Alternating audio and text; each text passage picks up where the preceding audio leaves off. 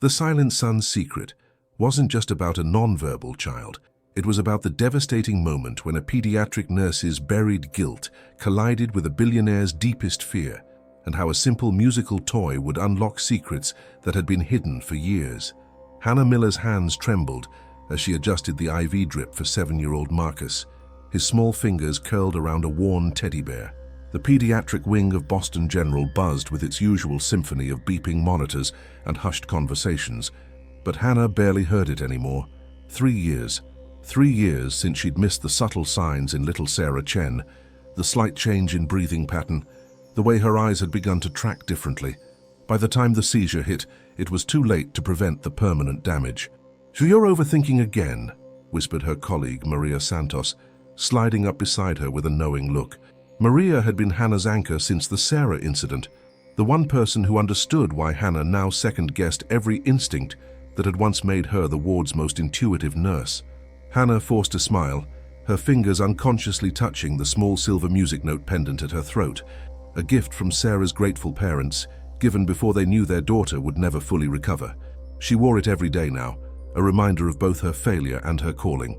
"New admission coming in," Maria continued, glancing at her tablet. "VIP treatment. Apparently some tech billionaire is bringing his son for extended care. 6-year-old nonverbal autism, complete privacy requested."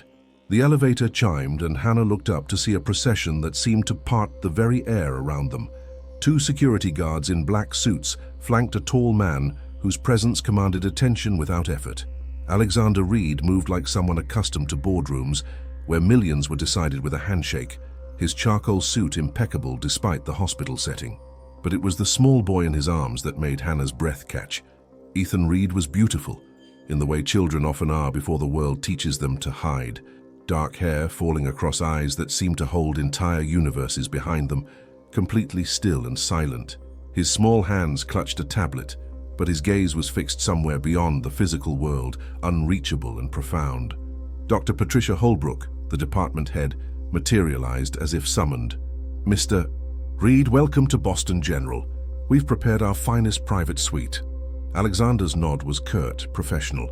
"I need to be clear about the parameters. My son requires absolute quiet. No experimental procedures, no student observations, no deviations from the established care plan. Ethan has been through enough." Hannah found herself studying the way Alexander held his son, protective yet distant, as if even he couldn't quite reach the boy in his arms.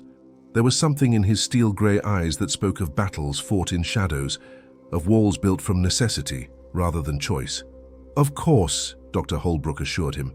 "Nurse Miller will be handling Ethan's primary care. She's our most experienced—" "No substitutions," Alexander interrupted, his gaze finally landing on Hannah with an intensity that made her feel simultaneously evaluated and dismissed. "No one else enters that room without my explicit permission." As they walked toward the private wing, Hannah noticed something that made her pause. Nestled among Ethan's belongings was a small wooden music box, its lid slightly ajar.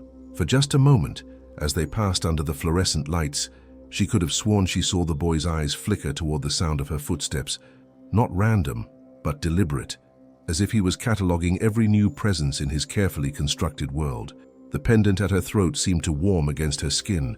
The routine established itself with military precision.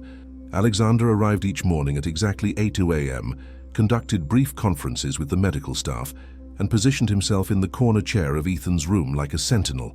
He worked on his laptop with the focused intensity of someone building empires, but his peripheral awareness never left his son. Hannah learned to navigate this new dynamic carefully. Each interaction felt observed, measured, catalogued for future reference. When she checked Ethan's vitals, Alexander's eyes tracked her every movement. When she attempted simple communication, "Good morning, Ethan," or "Let's see how you're feeling today," his father's jaw would tighten almost imperceptibly. The boy himself remained an enigma. He ate mechanically when food was presented, submitted to medical procedures with perfect stillness, and spent hours staring at his tablet screen. But Hannah began to notice things that others missed. The way his breathing changed when music drifted in from the hallway, how his fingers would tap against his leg in complex patterns that seemed almost rhythmic. "He's not responding to any of the standard approaches," reported Dr. James Hartley during the morning rounds on day 3. Speech therapy, occupational therapy, social integration exercises, nothing produces measurable engagement. Alexander's response was immediate and final. Then we stopped trying. Ethan doesn't need to be fixed, he needs to be safe. The word safe hung in the air like a door slamming shut. That afternoon, while Alexander took his daily call with his legal team in the hallway, Hannah found herself alone with Ethan for the first time. The boy sat cross-legged on his bed, tablet forgotten beside him, staring at the music box. Hannah moved slowly, her nurse's instincts overriding her caution. "It's beautiful, isn't it?" she whispered, settling into the chair beside his bed.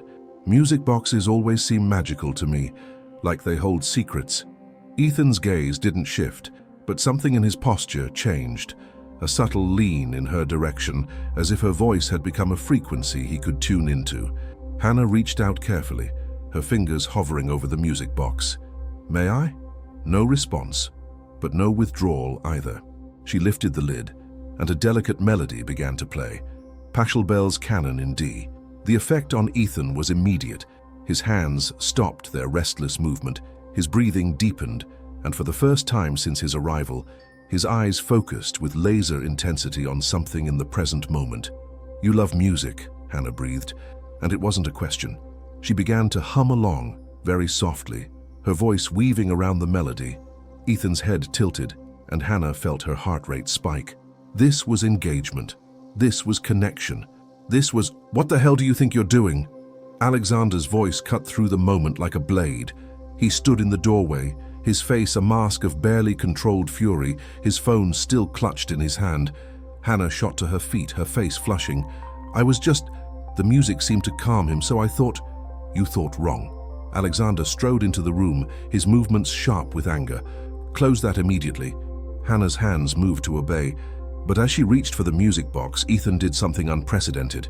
His small hand shot out, covering hers, preventing her from closing the lid. The touch was electric, deliberate, communicative. "No," he whispered. The word was barely audible, but it rang through the room like a bell. Alexander froze. Dr. Holbrook, who had followed the sound of raised voices, gasped from the doorway. Hannah felt tears spring to her eyes as she looked down at Ethan, whose gaze was now locked on hers with startling clarity. "Did he just..." Dr. Holbrook began. "It was nothing," Alexander said sharply, but his voice had lost its certainty. "A reflexive sound. It doesn't mean anything."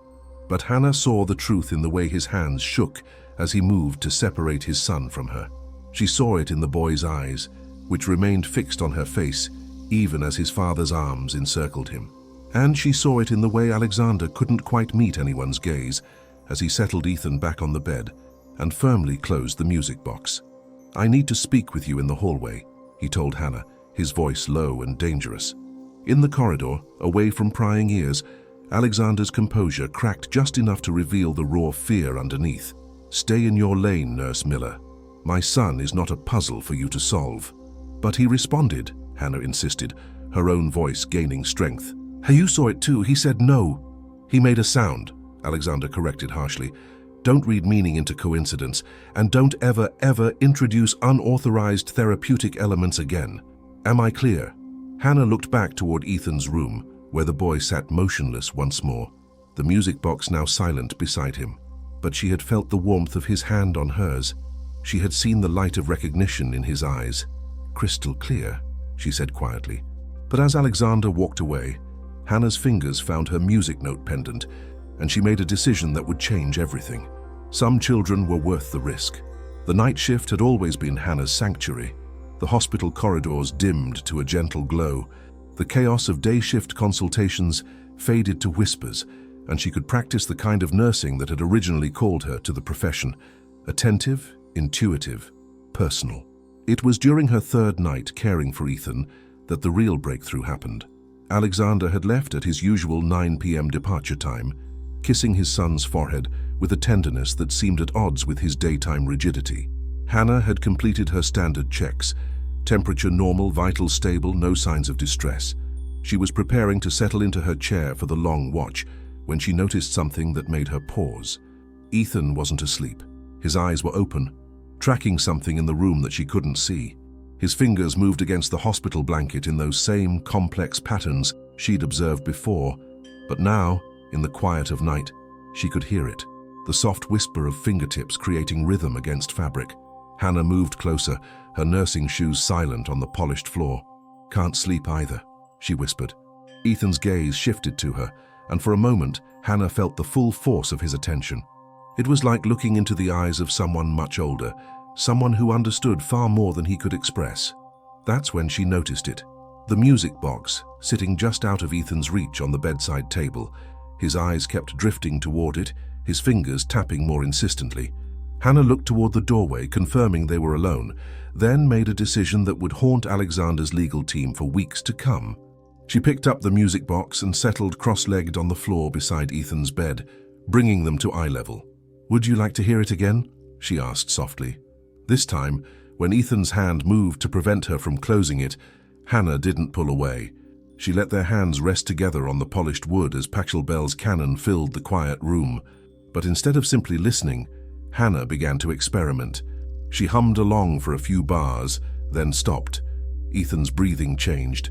She tapped the rhythm on the music box with her free hand, Ethan's eyes fixed on her fingers with laser focus. Then, almost without thinking, Hannah began to sing. Not the melody, but wordless sounds that complemented it.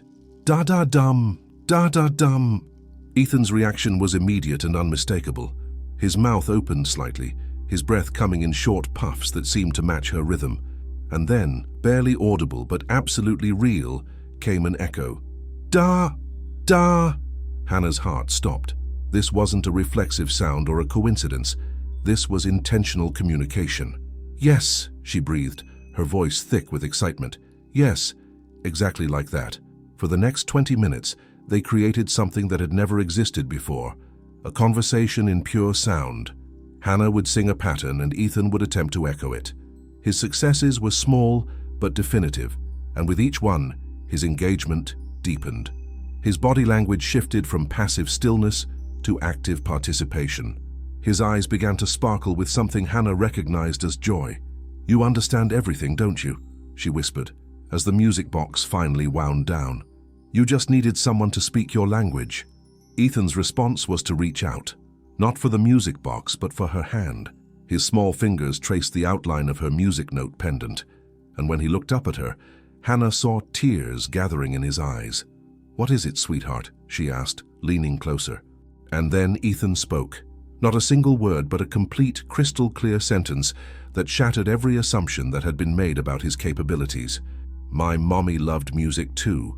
Hannah's gasp was audible in the quiet room. "Your mommy?" Ethan nodded, his tears now flowing freely. "She used to sing, before the doctors made her stop." The words hit Hannah like a physical blow. Before the doctors made her stop. What did that mean? And why had no one mentioned Ethan's mother during his entire stay? "Ethan, where is your mommy now?" But before he could answer, the sound of footsteps in the corridor made them both freeze. Alexander's voice, sharp with concern, carried from the nurse's station. "I need to check on my son, now." Hannah's training kicked in.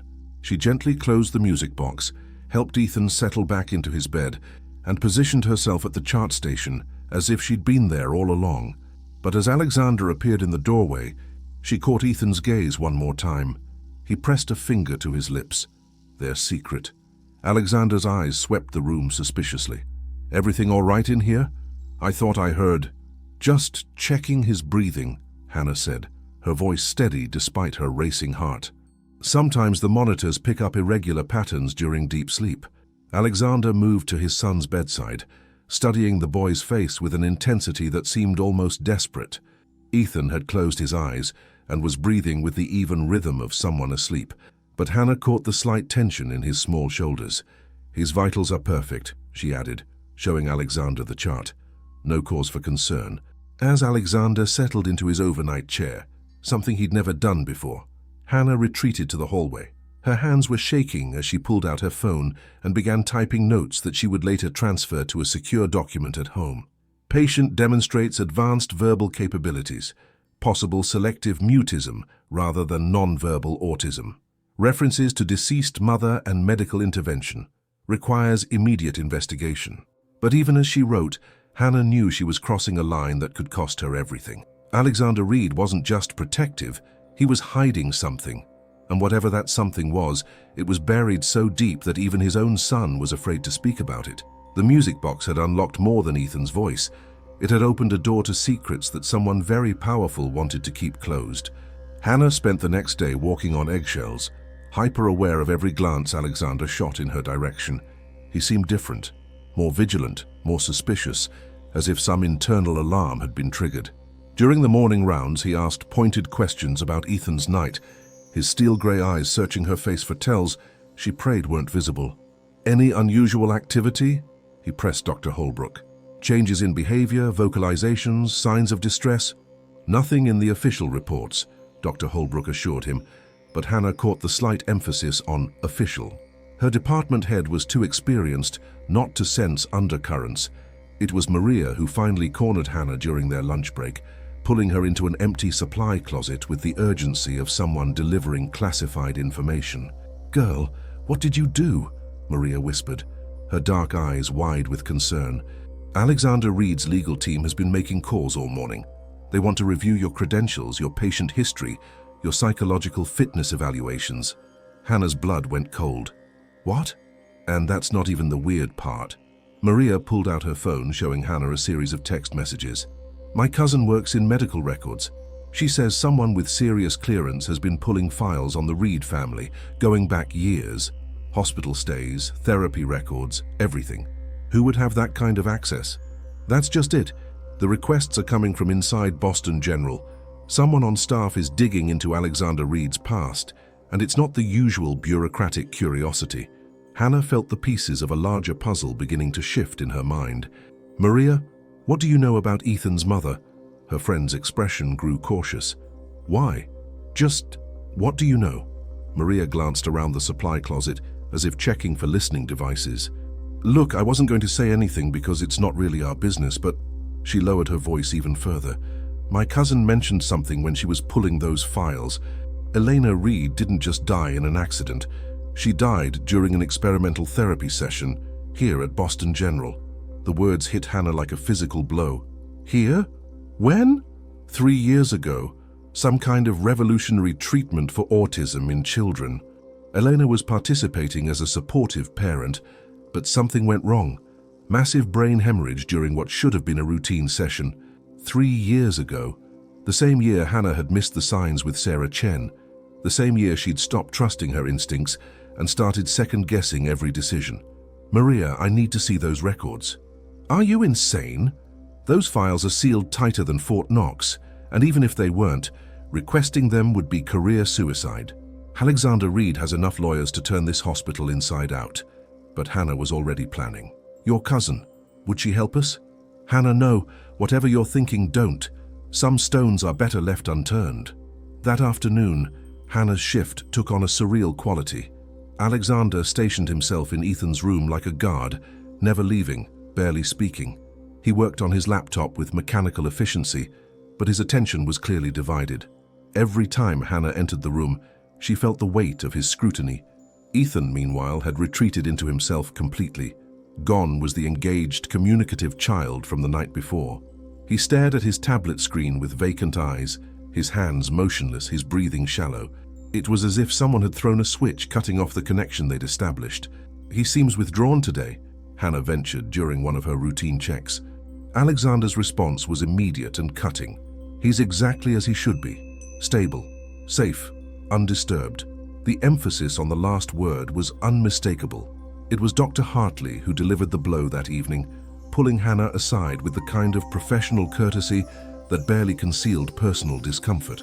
"Hannah, I need to discuss a change in Ethan Reed's care plan." Her stomach dropped. "What kind of change?" "Effective tomorrow, you'll be reassigned to the general pediatric ward. Nurse Davidson will take over as Ethan's primary caregiver." "But why? My patient outcomes have been excellent. I haven't missed any protocols." "This isn't about your performance," Dr. Hartley interrupted gently. "Mr. Reed has requested the change. He feels that continuity of care might benefit from a fresh perspective." Hannah felt the familiar weight of failure settling on her shoulders, but this time it was accompanied by something else, a burning certainty that she was being silenced. "When does the reassignment take effect?" Tonight was your last shift with Ethan. Hannah nodded, maintaining professional composure even as her mind raced. I understand. I'll make sure all my notes are properly transferred. But as Dr. Hartley walked away, Hannah made a decision that would either vindicate her instincts or destroy her career. She had one last chance to reach Ethan, and she wasn't going to waste it. That night, she waited until the hospital settled into its quiet rhythm, then made her way to the medical records department. Maria's cousin, Sophia, was working the night shift, and Hannah had come prepared with every favor she could call in. Sophia, I need your help. The young records clerk looked up from her computer, her expression wary. Maria said you might come by. Hannah, I can't. Elena Reed died 3 years ago during an experimental therapy session. Her son is currently nonverbal, but I have reason to believe he's been deliberately kept that way. If there's any chance that what happened to his mother is connected to his current condition, don't I have an obligation to investigate? Sophia's hands stilled on her keyboard. You're talking about violating federal privacy laws. I'm talking about protecting a child. For a long moment, the only sound in the records room was the hum of computers and the distant echo of hospital life. Then Sophia's fingers began to move across the keyboard. I can't give you access to the files, she said quietly, but I can't stop you from reading over my shoulder while I do legitimate system maintenance. 20 minutes later, Hannah sat in her car in the hospital parking garage, her hands shaking as she stared at the notes she'd scribbled on the back of a coffee-stained napkin. Eleanor Reed's file contained information that changed everything, not just about Ethan's condition, but about the entire foundation of his father's protective imprisonment. The experimental therapy hadn't just killed Eleanor Reed. According to the sealed psychiatric evaluations, it had been Elena's idea in the first place, a desperate attempt to help her son communicate after traditional methods had failed. And it had been working. Ethan's progress reports from the weeks leading up to his mother's death showed remarkable breakthroughs in verbal communication and social engagement. But the file contained one more piece of information that made Hannah's blood run cold. The therapy had been halted not because of Elena's death, but because of a lawsuit Alexander had filed against the hospital. A lawsuit claiming that the experimental treatment had caused his son's autism, not improved it. Alexander Reed wasn't just protecting his son from medical intervention, he was protecting himself from the truth that his own legal action had locked Ethan in a prison of silence. Hannah barely slept that night, Elena Reed's psychiatric evaluation echoing in her mind. Patient demonstrates extraordinary intuition regarding her son's cognitive capabilities. Despite official diagnoses of severe nonverbal autism, patient insists child shows clear signs of advanced comprehension and selective communication. Recommends continued therapy with modified approach to account for possible misdiagnosis. The next morning brought the crushing reality of her reassignment. Hannah found herself in the general pediatric ward, mechanically checking vitals and administering medications while her thoughts remained fixed 3 floors up, where Ethan Reed was being cared for by someone who didn't know he could speak in complete sentences when the lights went down. You look like hell, Maria observed, joining Hannah at the medication station. Please tell me you didn't do anything stupid last night. Hannah's non-answer was answer enough. Christ, Hannah. What did you find? Before Hannah could respond, her pager buzzed with an urgent message that made her blood pressure spike. Code Blue, Pediatric Private Wing, Room 312. All available nursing staff respond immediately. Room 312, Ethan's room. Hannah ran, protocol and reassignment orders forgotten in the face of emergency. She burst into the private wing to find controlled chaos. Medical staff rushing in and out, doctor, Holbrook barking orders, and through the doorway of room 312 she could see Alexander Reed standing frozen beside his son's bed. What happened? She demanded, pushing through the crowd. Severe anxiety episode, Dr. Hartley reported, his face grim. Ethan became inconsolable around 3 a.m. Screaming, thrashing, completely unreachable. They had to sedate him.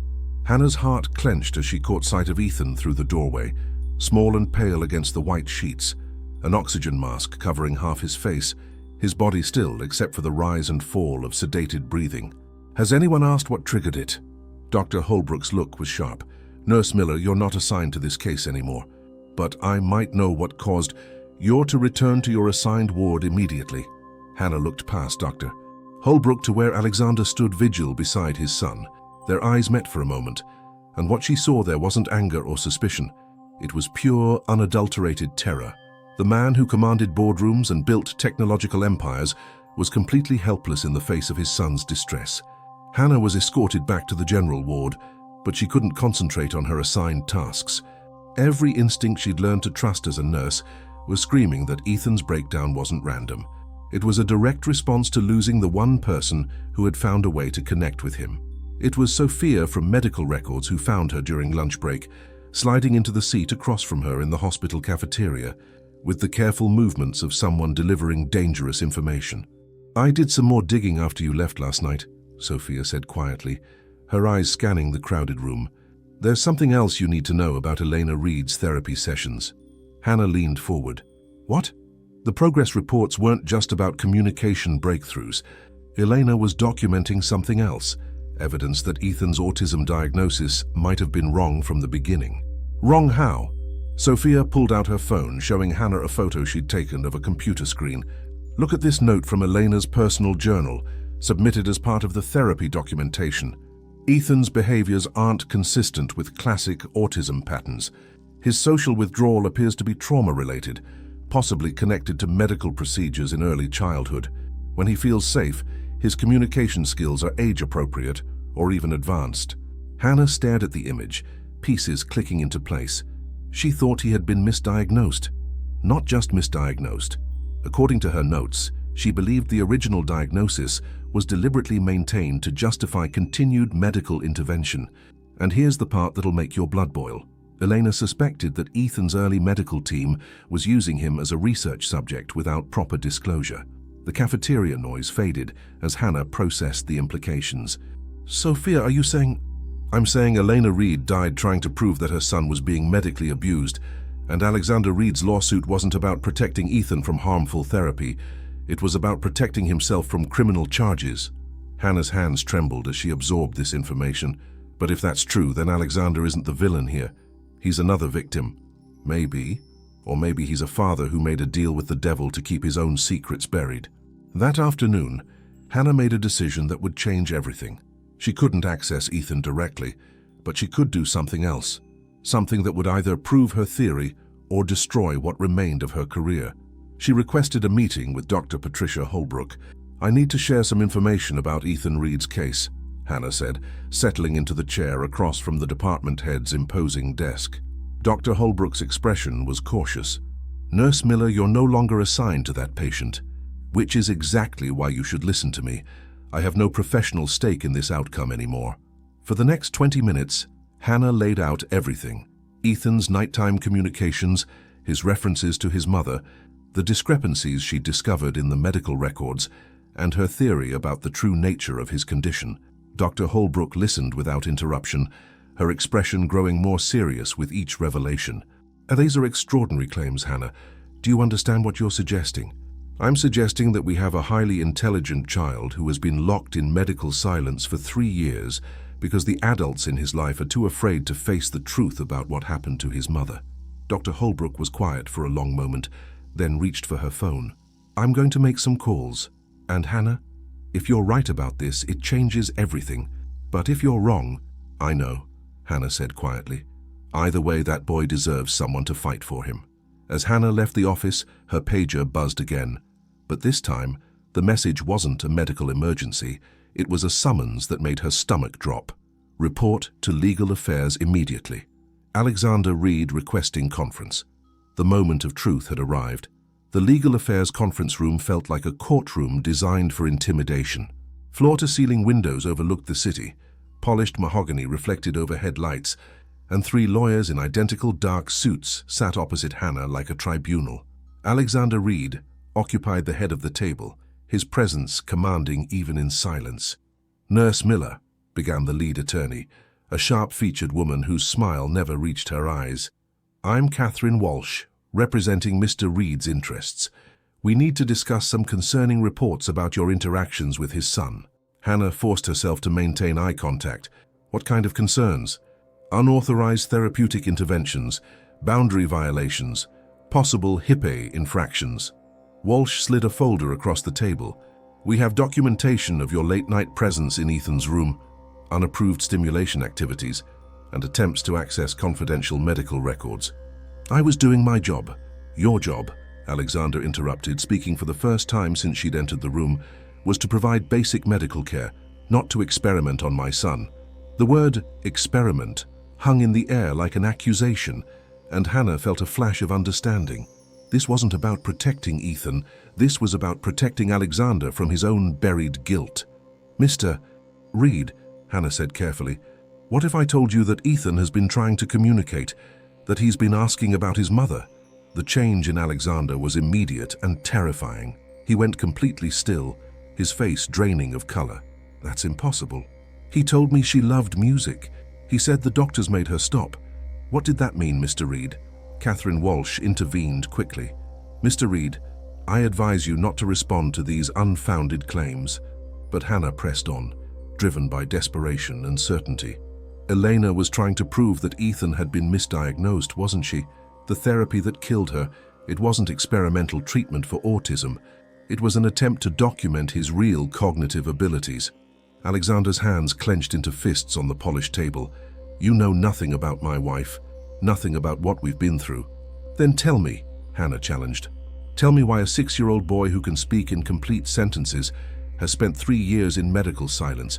Tell me why you're so terrified of anyone discovering what Elena discovered. The silence stretched until Catherine Walsh cleared her throat. Nurse Miller, you're terminated, effective immediately. Security will escort you from the premises. Any further contact with the Reed family will result in legal action. But as Hannah stood to leave, Alexander spoke again, his voice barely audible. She was supposed to be safe in those therapy sessions. They promised me she would only observe. Hannah froze, her hand on the door handle. The experimental protocol required parental participation, he continued, as if speaking to himself. They said it would help Ethan if Elena could learn the techniques, but something went wrong during the neurofeedback session. The equipment, there was an electrical surge. She was connected to the monitoring devices when it happened. Catherine Walsh was frantically taking notes, clearly trying to control damage already done. The autopsy showed massive brain trauma from electrical shock, Alexander continued. And the terrible irony?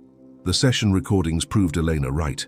In those final recordings before the surge, you could hear Ethan speaking, not single words, but full sentences, complete thoughts. Everything we thought we knew about his condition was wrong. Hannah turned back to face him, tears streaming down her face. So you buried the recordings. I destroyed them, Alexander corrected, along with all of Elena's documentation, and I made sure no one would ever subject Ethan to experimental treatment again, by keeping him silent. Alexander's composure finally cracked completely. By keeping him alive. Do you understand what would happen if the medical community discovered we'd been sitting on proof of misdiagnosis for 3 years? The lawsuits, the investigations, the media attention. Ethan would become a case study, a research subject, exactly what Elena died trying to prevent. Hannah felt the last pieces of the puzzle clicking into place. But he's not living, Mr. Reed. He's existing. Elena didn't die to keep Ethan safe. She died trying to set him free. The conference room fell silent except for the hum of air conditioning and the distant sounds of hospital life. Catherine Walsh was gathering papers with the efficiency of someone preparing for a very different kind of legal battle. Security will escort you out now, she said to Hannah, but her voice lacked its earlier authority. As Hannah reached the door, she turned back one last time. Mr. Reed, your son has been having nightmares every night since you removed me from his care. Not because I harmed him, but because I was the first person in 3 years to hear his voice, and now he's alone with it again. Alexander's head dropped into his hands. He's 6 years old, Hannah continued, and he's been carrying his mother's death, like a secret that's too big for his small heart to hold. Maybe it's time to let him speak. Hannah's termination became hospital legend within hours, but not in the way administration expected. Word spread through the nursing staff like wildfire, not gossip about a dismissed colleague, but a rallying cry about a child being medically silenced. Maria found Hannah in the parking garage, still sitting in her car an hour after the security escort. The entire pediatric staff is talking, Maria said, sliding into the passenger seat. Dr. Holbrook called an emergency meeting. Half the nurses are threatening to walk if you don't get a fair hearing. Hannah stared at the hospital building through her windshield. It doesn't matter. Alexander Reed has enough legal power to destroy anyone who challenges him. Maybe. But you know who has more power than lawyers? The Massachusetts Department of Children and Families. And guess who Sophia called 20 minutes ago? Hannah's heart skipped. Maria, no. If DCF gets involved,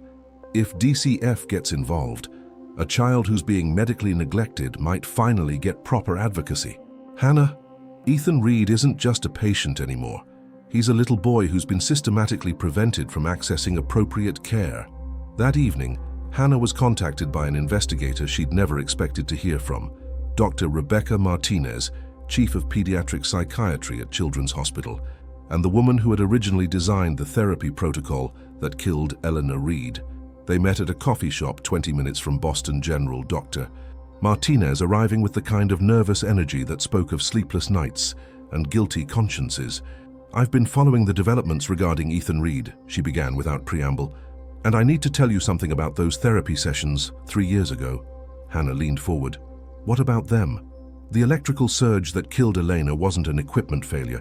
It was caused by someone tampering with the neurofeedback devices." Dr. Martinez's voice dropped to barely above a whisper. "Someone wanted those therapy sessions to fail, and they were willing to commit murder to make it happen." The coffee shop noise faded to white noise as Hannah processed this revelation. "Who?" "I don't know. The investigation was shut down after Alexander Reed's lawsuit, but I kept copies of everything. Eleanor's session notes, Ethan's progress recordings, the electrical analysis of the equipment failure. I've been waiting 3 years for someone to ask the right questions." Dr. Martinez pulled out a tablet, scrolling to a video file. "This was recorded the day before Elena died. I want you to see what Alexander Reed destroyed." The video showed Elena Reed sitting cross-legged on the floor with 6-year-old Ethan, both of them connected to monitoring devices. But this wasn't the silent, withdrawn child Hannah knew.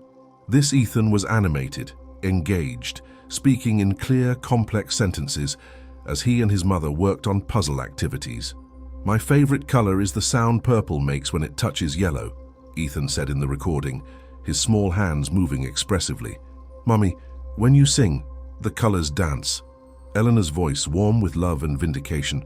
"Tell Dr. Martinez about the shapes you see in music." "The shapes are stories," Ethan replied immediately. "But some people can't see them because their eyes only look outside. My eyes look inside too." Hannah watched, transfixed, as the boy on screen demonstrated cognitive abilities that were not just normal, but exceptional. This wasn't autism. This was a highly gifted child whose unique way of processing the world had been misunderstood and medically suppressed. "He has synesthesia," Dr. Martinez explained. Elena suspected it from the beginning. His unusual behaviors were actually complex sensory experiences that he couldn't explain to adults who didn't understand his perceptual language. Who else knew about these recordings? Eleanor, myself, and the therapy team. But someone else had access. Someone who knew that if these recordings became public, it would expose years of misdiagnosis and inappropriate treatment. Hannah felt ice in her veins.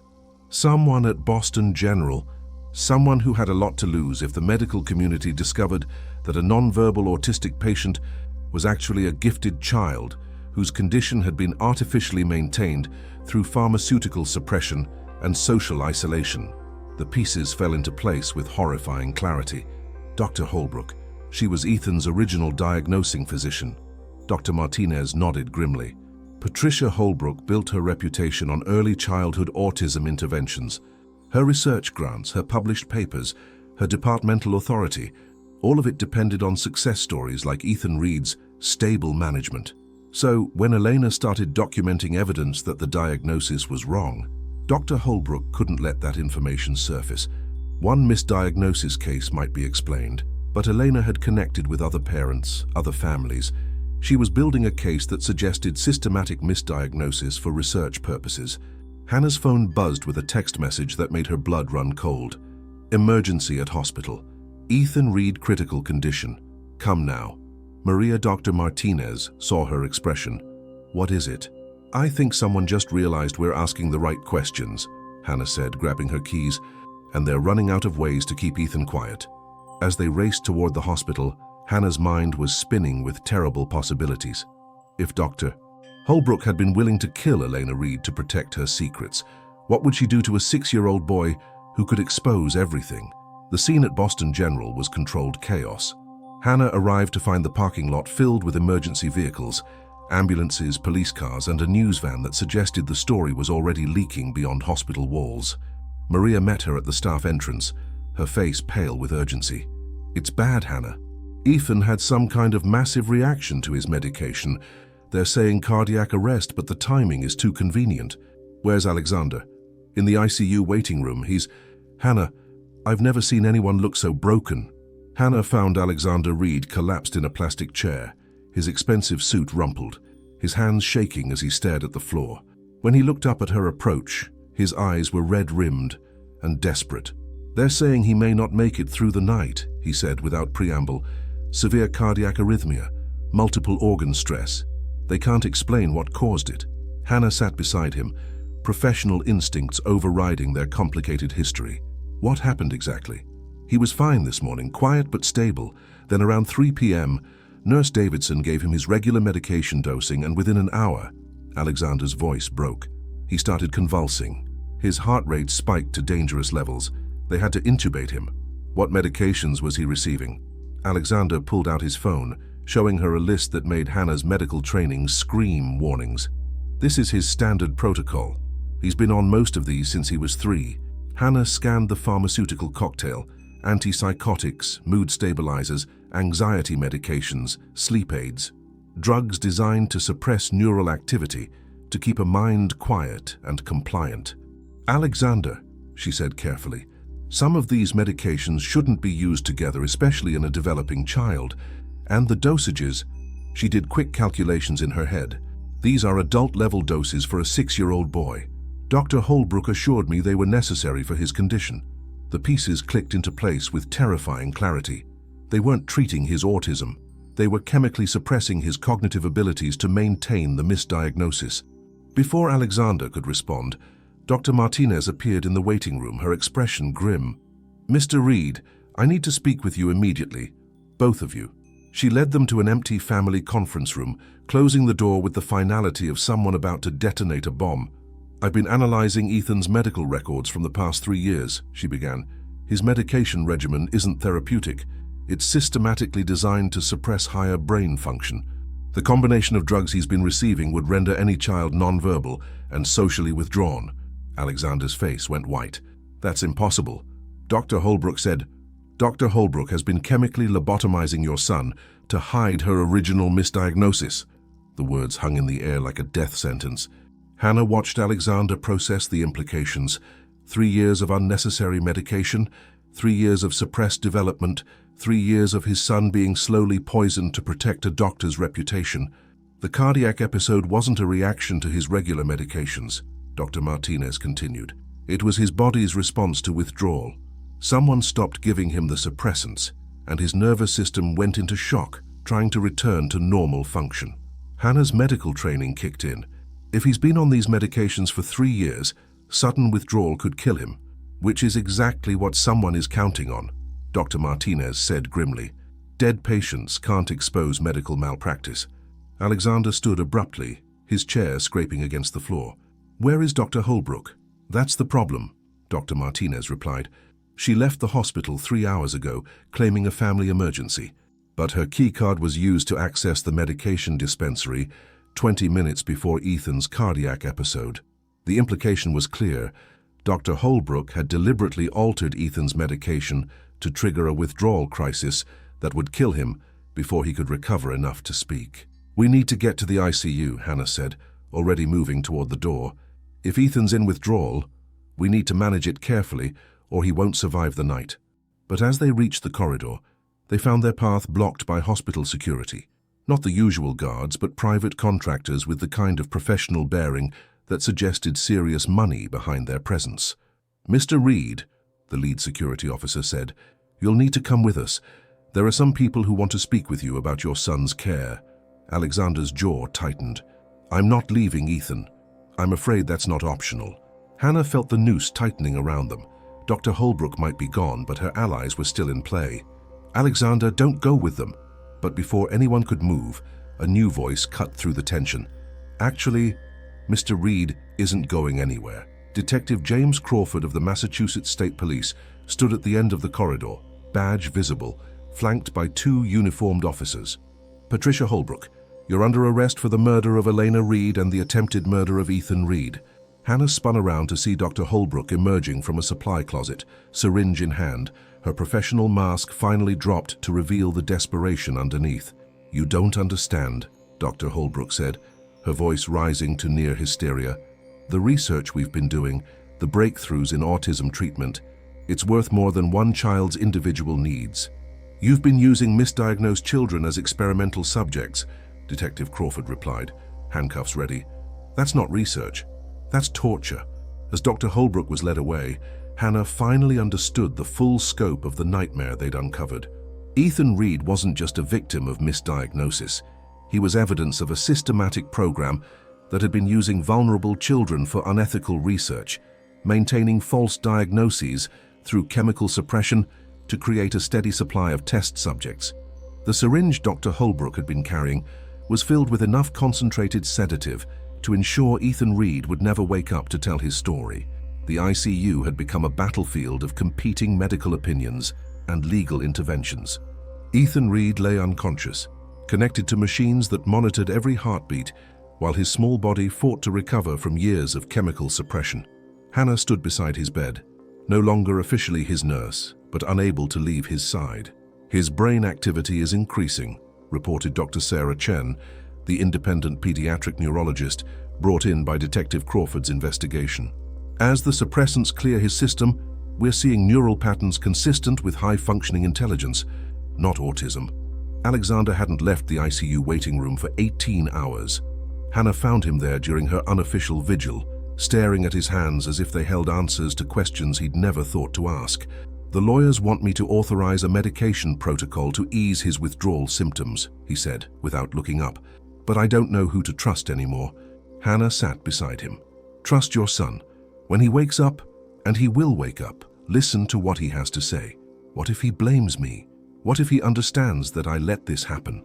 Children forgive more easily than adults, but you'll have to learn to forgive yourself. That evening brought an unexpected visitor, Sophia from medical records, carrying a box that would change everything. I thought you should see this before it goes to the state investigators, she said, setting the box on the ICU waiting room table. Inside were Elena Reed's personal therapy journals, not the official hospital documentation, but her private notes documenting her growing suspicions about Ethan's treatment. Hannah read aloud, Day 15. Ethan's language development accelerates when medications are delayed. Today he described music as painted sound and asked me why the doctors want to keep the colors quiet. I'm beginning to understand that his autism diagnosis may have been deliberately maintained to suppress abilities that threaten someone's research paradigm. Alexander's hands clenched. She knew. Elena knew what they were doing, and I ignored her concerns because I trusted the medical establishment. The next entry was even more damning. Doctor, Holbrook becomes agitated whenever I document Ethan's verbal breakthroughs. She insists that any communication is echolalia, or meaningless vocalization. But Ethan is composing original poetry about synesthetic experiences. This isn't autism. This is genius being medically suppressed. There's more, Sophia said, pulling out audio files. Eleanor recorded therapy sessions on her personal device. The hospital doesn't know these exist. The first recording was heartbreaking in its clarity. Ethan's voice, bright and articulate, explained his sensory experiences. When people are sad, their voices turn brown at the edges. But when Mummy sings, everything becomes golden and warm, like sunlight made of music. Alexander broke down completely. 3 years. 3 years I've been medicating away his gifts because I was too afraid to face what Elena discovered. But the final recording was the one that would haunt them all. Elena's voice, urgent and frightened, recorded just hours before her death. If something happens to me during tomorrow's session, I want everyone to know Ethan is not autistic. He's a synesthetic savant whose abilities were suppressed through systematic misdiagnosis. Dr. Holbrook knows this. She's been using misdiagnosed children for pharmaceutical research, and she'll kill to protect that secret. The machines monitoring Ethan began to beep with increased frequency. Dr. Chen rushed in, checking his vital signs with growing excitement. "He's waking up," she announced. "Neural activity is normalizing. Whatever chemical suppression he was under is finally clearing." Hannah moved to Ethan's bedside as his eyes began to flutter open. For a moment he seemed disoriented, but then his gaze found hers and locked on with the intensity she remembered from their midnight music sessions. "Hannah," he whispered, his voice hoarse but clear. The colors came back. Alexander appeared beside the bed, tears streaming down his face. "Ethan? Son? Can you hear me?" Ethan turned toward his father's voice, and what happened next would be replayed in court testimony for months to come. The boy who had been medically silenced for 3 years began to speak, not in single words or simple phrases, but in the complex, poetic language of a mind that had been trapped but never broken. "Daddy," Ethan said, his small hand reaching out, "I dreamed about Mommy. She was singing the Golden Song, and she told me it was time to wake up. She said the bad doctor couldn't keep the music quiet anymore." Dr. Chen was frantically taking notes, documenting every word for the medical record that would expose the most comprehensive case of medical abuse in Boston's history. But it was Ethan's next words that brought healing to everyone in that room. "Daddy, I forgive you. Mommy told me you were scared, and fear makes people do things that hurt. But love is stronger than fear, and I love you bigger than all the sad colors." Alexander collapsed beside his son's bed, finally understanding that forgiveness had been waiting all along, not in legal victories or medical vindication, but in the voice of a child who had never stopped loving him, even through 3 years of chemical silence. Hannah stood back, watching father and son reconnect through words that should never have been stolen. The music box sat on the bedside table. Its melody no longer needed to unlock what had always been there, waiting to be heard. 6 months later, Hannah Miller stood in the sunlit atrium of the newly constructed Eleanor Reed Center for Pediatric Advocacy, watching as Ethan Reed demonstrated his synesthetic paintings to a group of medical students. His artwork was extraordinary, swirling colors that somehow captured the visual essence of Mozart and Beethoven, abstract forms that made music visible to ordinary eyes. "The red spirals are how violin sounds look when they're happy," Ethan explained to his fascinated audience, his communication skills now flourishing without chemical suppression. "But when the violins are sad, they turn purple and drip like slow rain." Alexander approached Hannah, carrying 2 cups of coffee and wearing an expression of peace that had taken months to develop. The state investigators finished their report yesterday. Dr. Holbrook's pharmaceutical research program affected 47 children over 8 years. Systematic misdiagnosis for grant funding and drug trial participation. Hannah accepted the coffee, still processing the scope of what they'd uncovered. "How many of the children are recovering?" "Most of them, thankfully. It turns out that children's brains are remarkably resilient when given the chance to heal." Alexander paused, watching his son paint music into visible form. Ethan's become something of a poster child for medical advocacy reform. 3 major children's hospitals have implemented new diagnostic protocols based on his case. The Eleanor Reed Center hummed with activity around them. What had started as Alexander's attempt at memorial had become a revolutionary approach to pediatric care, one that prioritized listening to children's voices over maintaining convenient diagnoses. Maria Santos joined them, now serving as the center's director of nursing education. "Hannah, you need to see this. Ethan's latest composition." She led them to a quiet corner where Ethan had been working on a special project. The canvas showed 2 figures, a woman with golden hair and a young boy, surrounded by musical notes that seemed to dance between them in impossible colors. "It's called Mommy's Song," Maria explained softly. "He says it shows the music his mother taught him during those therapy sessions, and how her love kept playing in his heart, even when everything else was quiet." Hannah felt tears gathering as she studied the painting. In the corner, almost hidden among the musical swirls, was a tiny figure in nurse's scrubs, herself, rendered in warm blues and gentle greens. "He painted you in too," Alexander observed. "He told me you were the first person who learned to hear his mother's song." The past 6 months had transformed all of them. Alexander had channeled his guilt into legislative advocacy, working with lawmakers to strengthen protections for pediatric patients and establish oversight for experimental treatments. His testimony before Congress about Ethan's case had led to the Pediatric Voice Protection Act, requiring independent advocates for all children in research protocols. Hannah had found her calling again, but in a different form. She now worked as a patient advocate, specializing in cases where children's communications were being dismissed or suppressed.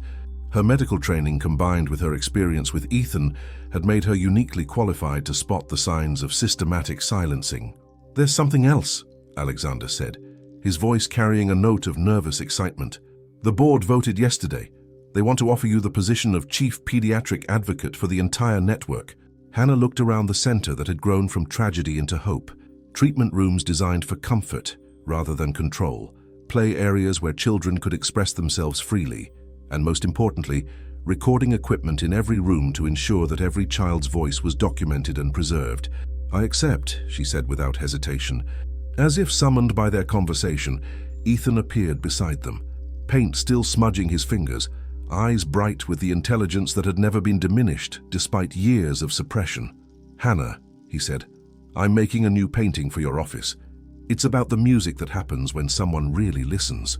Hannah knelt to his eye level, remembering that first night when he'd whispered his mother's name in the darkness. "What does listening music look like?" Ethan considered this seriously. "It's silver and gold twisted together, with little stars that dance when someone hears your real voice. And it makes shapes like—" He paused, searching for words, then smiled. "Like hugs made of sound." That evening, as Hannah prepared to leave the center, she found a gift on her desk, Ethan's music box, now restored and gleaming. A note in Alexander's handwriting read, "For the woman who taught us both that some songs are too important to keep quiet." Hannah wound the mechanism and listened as Pachelbel's canon filled her new office. But now, instead of remembering that first breakthrough in a hospital room, she heard something else, the sound of a child's voice finally free to sing, the echo of a mother's love that had never stopped playing, and the promise that no child's song would ever be silenced on her watch again. Outside her window, Boston General Hospital glowed in the evening light, its corridors now filled with new policies, new protections, and most importantly, new hope. The music played on, golden and unstoppable, carrying Ethan's voice and Elena's memory into a future where every child's unique song would be heard, understood, and celebrated. In the end, that was Elena Reed's greatest gift, not just saving her son, but teaching the world to listen. What do you think? This story touched something deep in your heart, didn't it? If someone you know has ever felt unheard or dismissed by those in authority, share this story with them. Sometimes we all need a reminder that our voice matters and that there are people willing to fight for the right to be truly seen and heard. Drop a comment below if this story resonated with you. I'd love to hear about times when someone fought to hear your real voice.